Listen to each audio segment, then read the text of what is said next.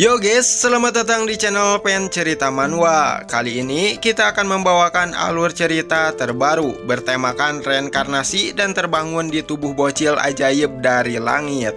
Kalian bisa cek di playlist untuk video yang lainnya. Baiklah, tanpa berlama-lama lagi, langsung saja kita mulai ceritanya. Cerita diawali dengan memperlihatkan seorang anak kecil yang terjatuh bebas dari bentangan angkasa. Baru saja ia membuka mata, ia dibuat sangat terkejut tatkala menyadari bahwa dirinya sedang terjun bebas dari ketinggian. Jendela status muncul, menginformasikan riwayat kehidupan sebelumnya.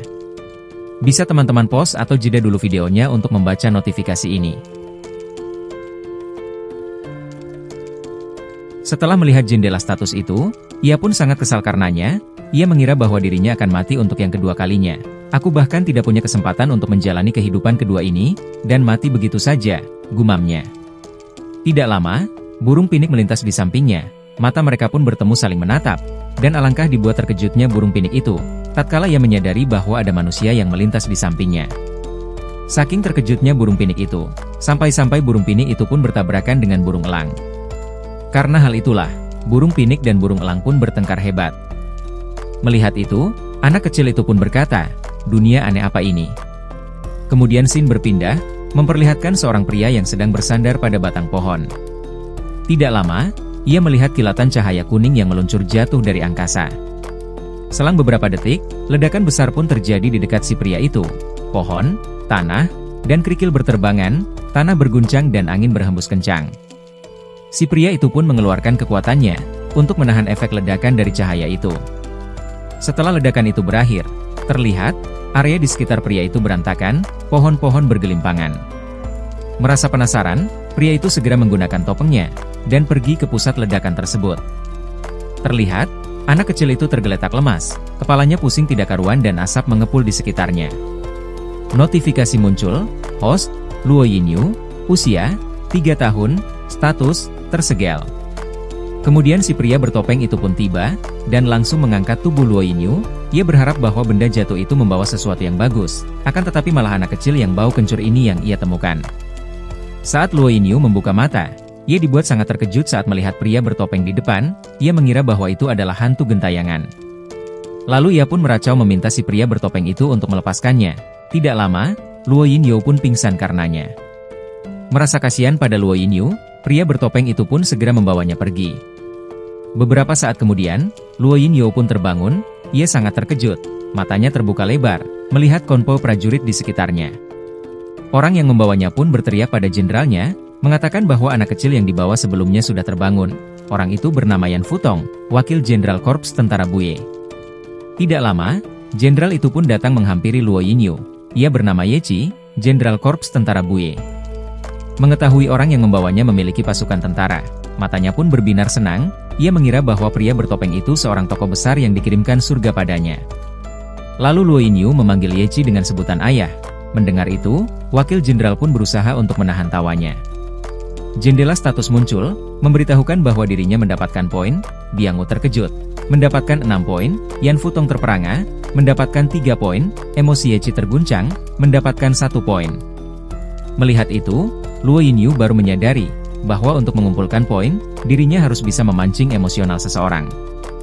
Lalu Yan Futong melemparkan Luo Yinyu pada Yechi, sembari mengatakan bahwa itu anaknya, dan memintanya untuk membawanya sendiri. Luo Yinyu pun meracau memanggil ayah pada Yechi di hadapannya. Yechi pun menjadi kesal dibuatnya, lalu ia pun membaringkan Luo Yinyu di atas punggung kuda, dan kemudian memukulnya beberapa kali sebagai hukuman. Setelah itu, Yechi pun melemparkan Luo Yinyu pada Yan Futong, dan lalu berlalu pergi.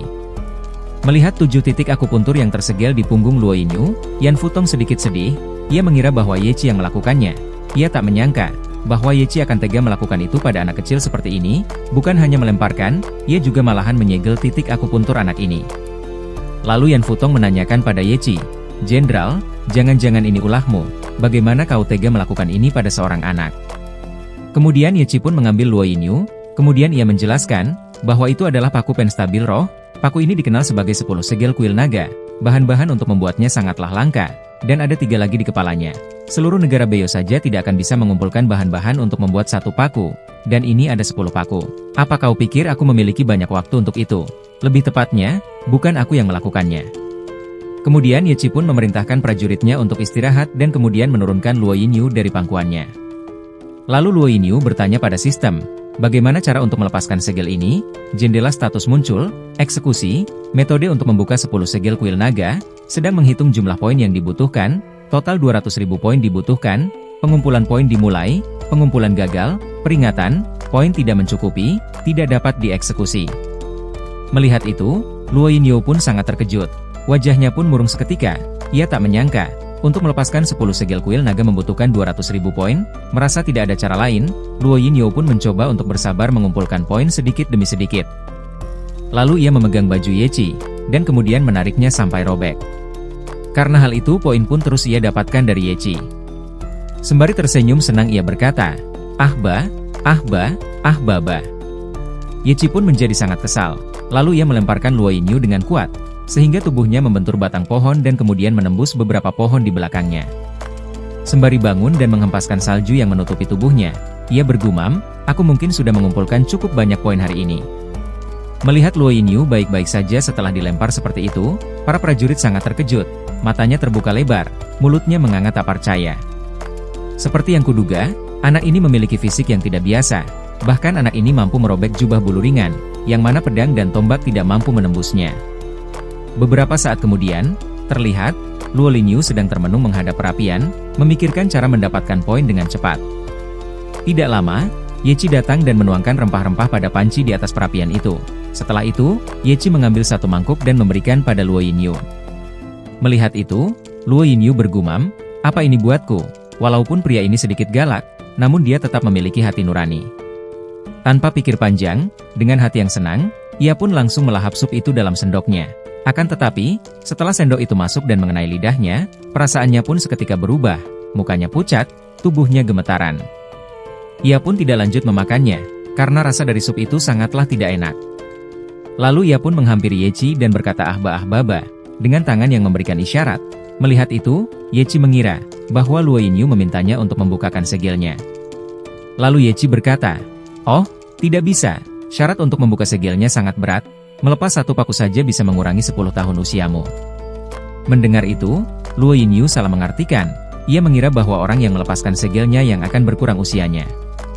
Saat ia memikirkan itu, Ye Qi tiba-tiba melepaskan satu segel di punggungnya.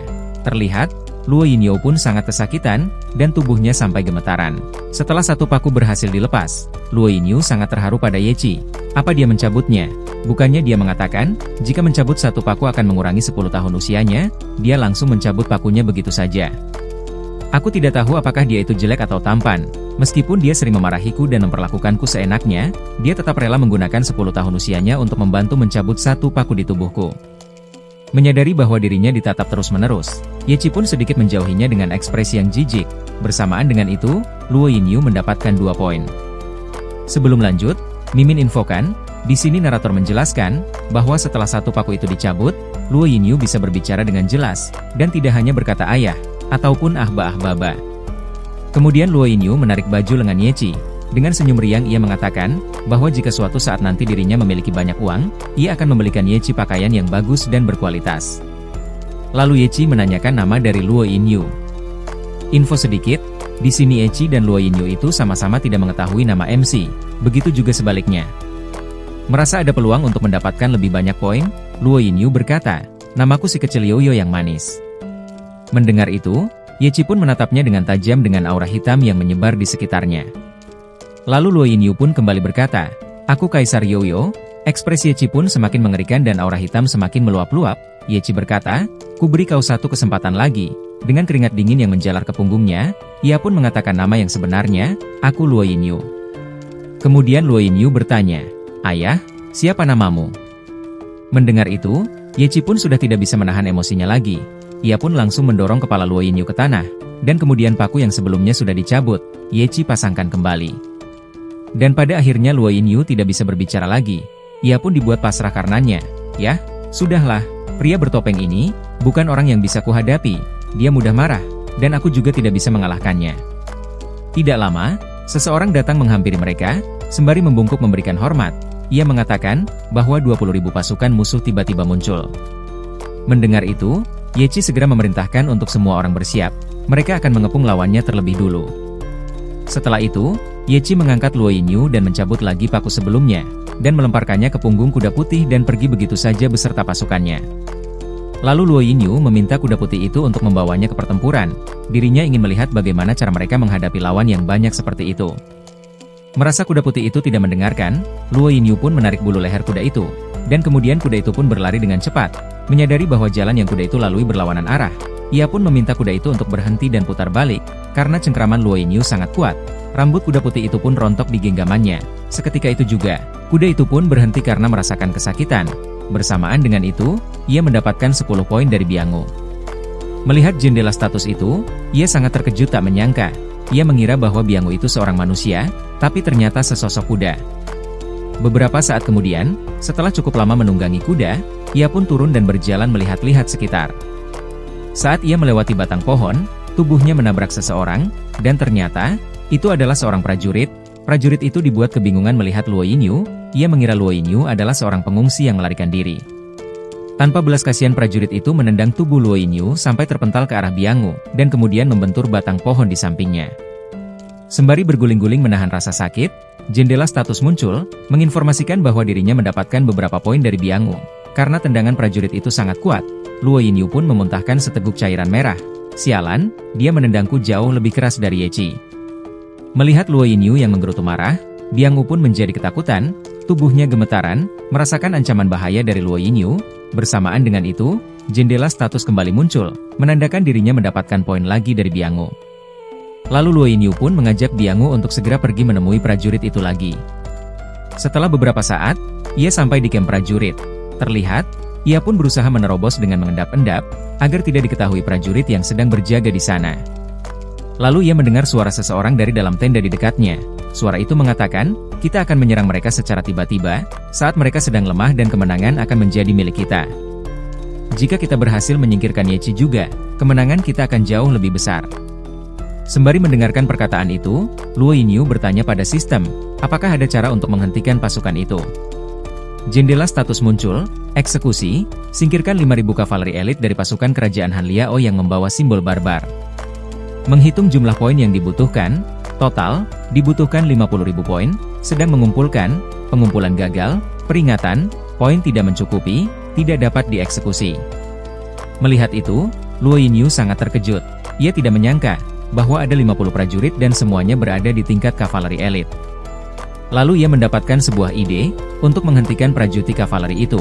Setelah itu, ia pun pergi ke kandang kuda. Sesampainya di kandang kuda, ia pun langsung membanting salah satu kuda yang ada di sana, kemudian mencabut beberapa bulu kuda itu dan kemudian mencoba untuk mengikat kaki kuda itu dengan bulunya. Akan tetapi, karena bulu kuda itu sedikit rentan, sehingga ikatan pada kaki itu pun terlepas. Setelah berpikir cukup lama, ia mengingat bahwa Biangu memiliki bulu yang sangat kuat. Dengan seringai yang mengerikan, Biangu pun merasakan aura dingin meresap ke tubuhnya, keringat pun bercucuran. Tanpa berpikir panjang, Luo Yinyu pun mencabut beberapa bulu Biangu, dan kemudian mengikatkannya pada kuda sebelumnya. Saking banyaknya kuda yang harus ia ikat, wajahnya pun sampai pucat kelelahan, tangannya lemah sudah tidak kuat lagi untuk mengikat kuda yang terakhir. Namun, dengan tekad yang kuat, ia berusaha untuk mengikat kaki kuda itu walau tangannya gemetaran hebat. Setelah semua kuda itu berhasil ia ikat, kepalanya mulai terasa pusing, lalu ia sempoyongan dan ambruk ke tanah. Melihat itu, Biangu cukup terkejut. Merasa kasihan, Biangu pun mengangkat tubuh Luo Yinyu dan kemudian membawanya pergi dari sana. Singkat cerita, terlihat, Luo Yinyu terbangun di suatu ruangan yang luas. Di sana terdapat kursi, lemari dan meja, serta gelas dan teko tersedia di sana, menandakan bahwa ia sedang berada di dalam rumah. Kemudian ia melihat teko yang ada di sampingnya, lalu ia pun meminum segelas air dari teko itu. Ia pun sangat terkejut, air yang ada di dalam teko itu tidak berkurang sedikit pun. Merasa bahwa itu hanya perasaannya saja, ia pun mencoba beberapa kali menuangkan air dalam teko itu dan meneguknya. Seperti dugaannya, air itu pun tidak berkurang. Ia merasa cukup puas dengan itu. Air yang terdapat dalam teko itu adalah air susu. Kemudian ia mencoba memegang kepala Biangu yang sedang tertidur di bawah kasur. Biangu pun menyadari itu sampai melompat terkejut dan menyenggol obor yang ada di sana. Api dari obor itu pun menyebar dengan cepat. Lalu Luo Yinyu mengajak Biangu untuk segera pergi keluar menyelamatkan diri.